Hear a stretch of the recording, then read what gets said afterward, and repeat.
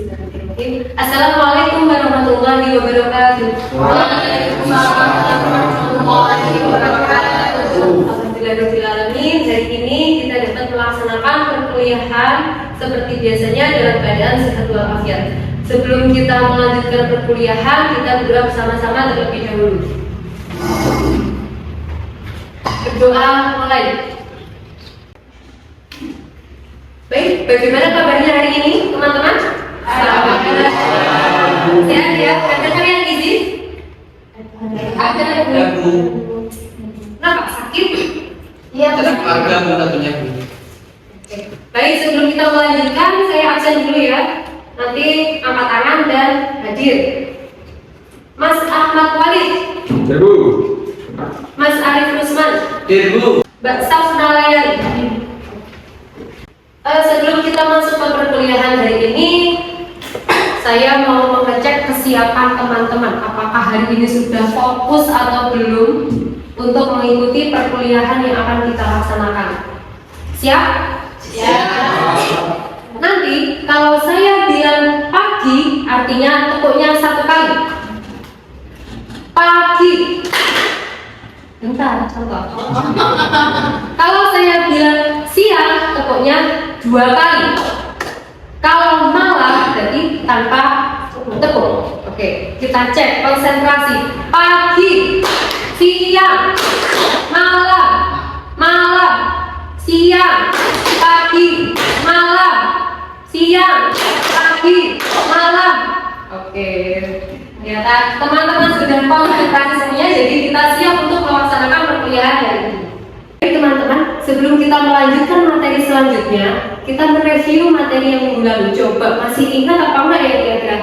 Jadi kita kemarin membahas tentang apa itu bahan ajar inovatif. Apa itu bahan ajar? Masih ingat enggak? Nih, apa? Coba.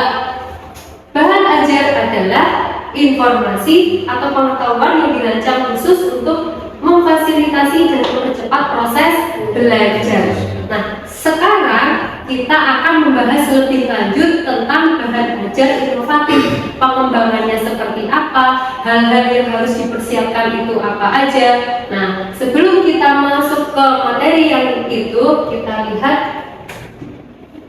video dulu ya.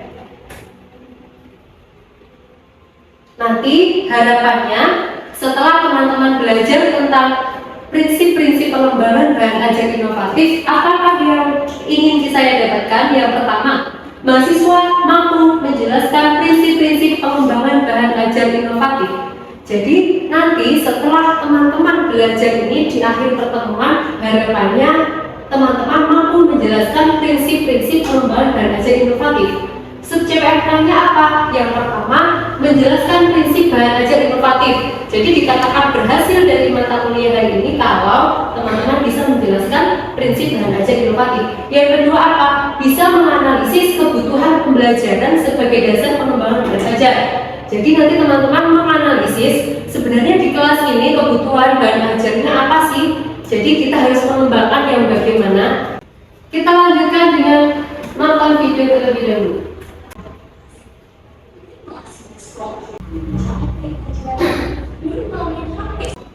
Oke. Jadi dari 2 video tersebut, mereka itu yang ditampilkan beda usia ya, jenjang sekolahnya berbeda, tapi permasalahan mereka sama. Jadi saya tampilkan 3 permasalahan ini, nanti dibentuk menjadi 2 kelompok.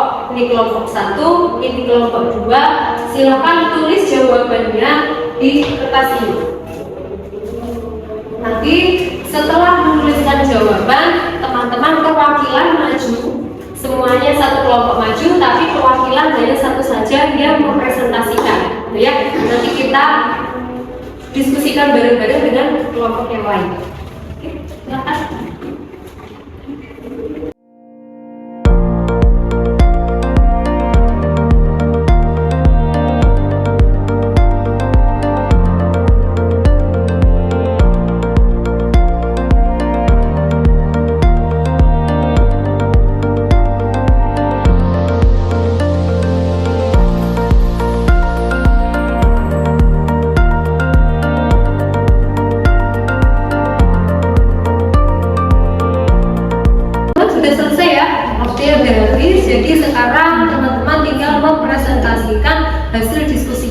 depan, sehingga nanti ada suatu hal baru yang kita dapatkan dari berbagai kepala-kepala. Kelompok 1 boleh maju dulu, silakan.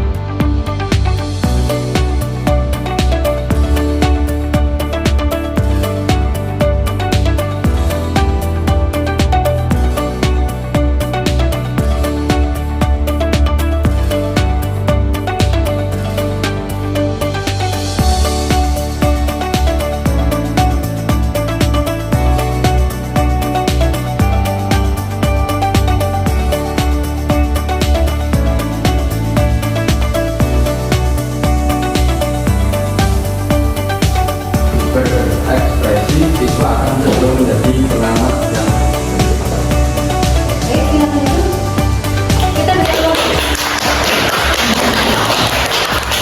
Kita bisa ketika saudara ingin melakukan pengembangan bahan ajar inovatif, apa saja yang menjadi prinsipnya? Kalau kelompok 1 dijawab, prinsipnya apa saja kalau mengembangkan bahan ajar inovatif? Yuk, 1. Yang pertama, sistematik dan komprehensif. Oke, yang kedua, Berorientasi tujuan. berorientasi tujuan, sistematik dan komprehensif. Oke, dari sini untuk kelompok 2, apakah ada yang mau didiskusikan atau sudah cukup paham dengan apa yang didapatkan di kelompok 1 tadi? ini mau menanyakan tentang maksudnya sistematik dan komprehensif. Oke, jadi maksudnya sistematik dan komprehensif itu kayak apa? Ya, coba dijelaskan.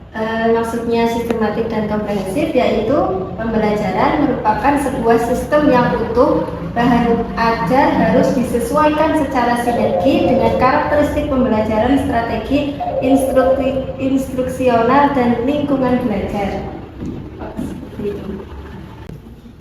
Nah, teman-teman, karena kita tadi sudah berdiskusi, teman-teman sudah tahu semua jawaban dari pertanyaan-pertanyaan tadi, sekarang kita tinggal menyimpulkan dan mengevaluasi serta mengembangkan bagaimana sih sebenarnya prinsip utama dari pengembangan bahan ajar inovatif itu. Nah, perlu disimak. Yang pertama, itu ada 3 pilar. Cuma ada 3 pilar. Yang pertama, berorientasi pada tujuan. Jadi setiap materi itu harus selaras dengan tujuan kurikulum. Nah, kalau teman-teman mau membuat bahan ajar inovatif, pastikan dulu tujuannya untuk apa.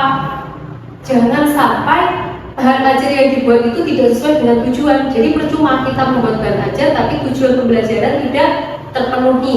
Yang kedua, relevan dan kontekstual. Materinya disesuaikan dengan karakteristik usia dan kebutuhan nyata peserta didik agar lebih bermakna. Maksudnya bagaimana? Nah, materi yang disampaikan, misalnya kita di kelas 1 nih, di kelas 1 kan penjumlahan, misalnya 2 ditambah 2, 4.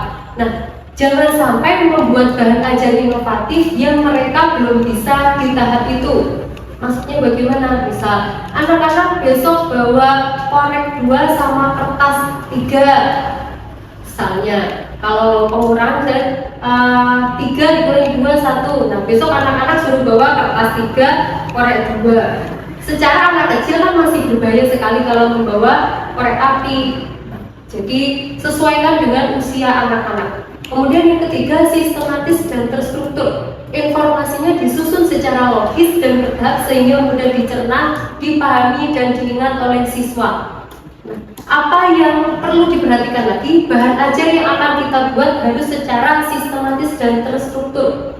Jangan tiba-tiba setelah kita membawa gunting dan kertas kemudian dibuang. Nah, itu kan tidak sistematis dan juga tidak terstruktur. Jadi sesuai dengan step by stepnya. Jadi biar anak-anak bisa menerima dengan baik. Kemudian bahasa yang digunakan juga harus sederhana. Jangan sampai mereka sudah dibuatkan bahan ajar tidak paham.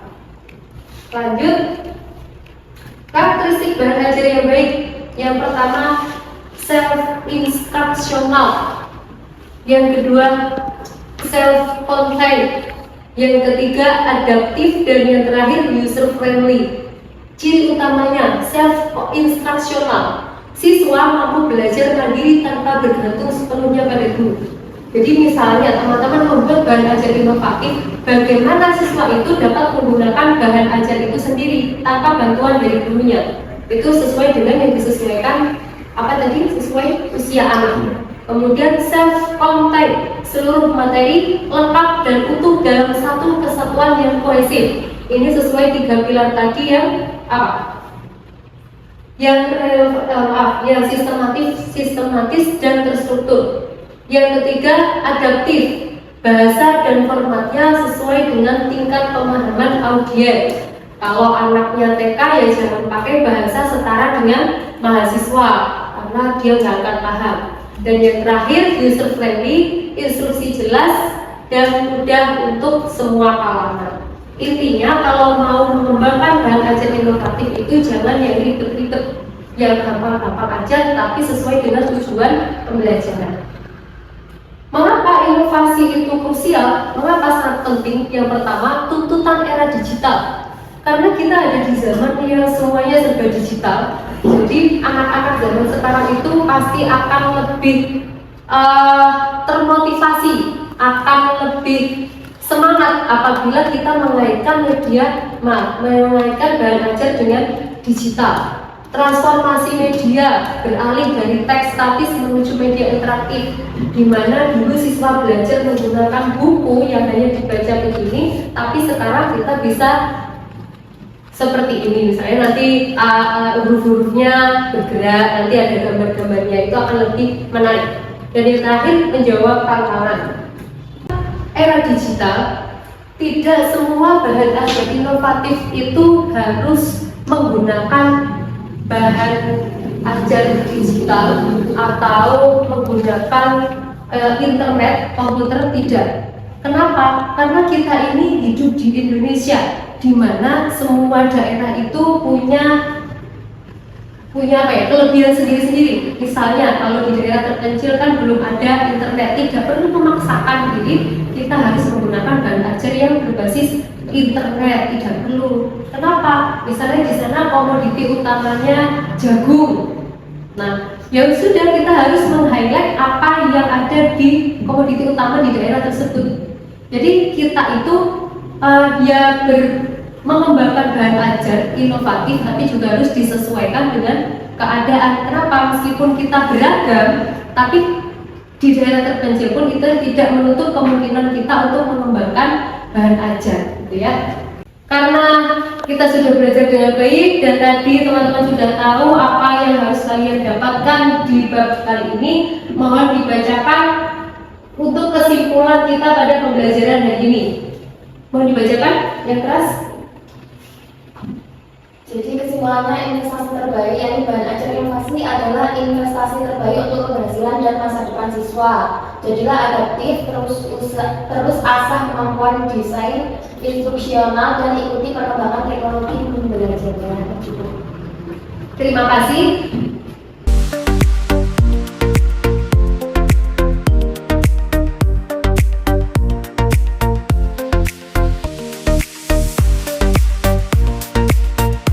Pertemuan kali ini saya tutup. Mari kita doa dulu dengan doa Al-Fatihah.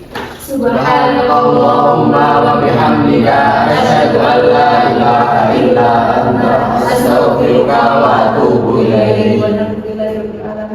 Mohon maaf atas segala kekurangan dan kehilafan, baik yang saya sengaja maupun yang tidak sengaja. Baik, saya akhiri. Wassalamualaikum warahmatullahi wabarakatuh. Waalaikumsalam warahmatullahi wabarakatuh.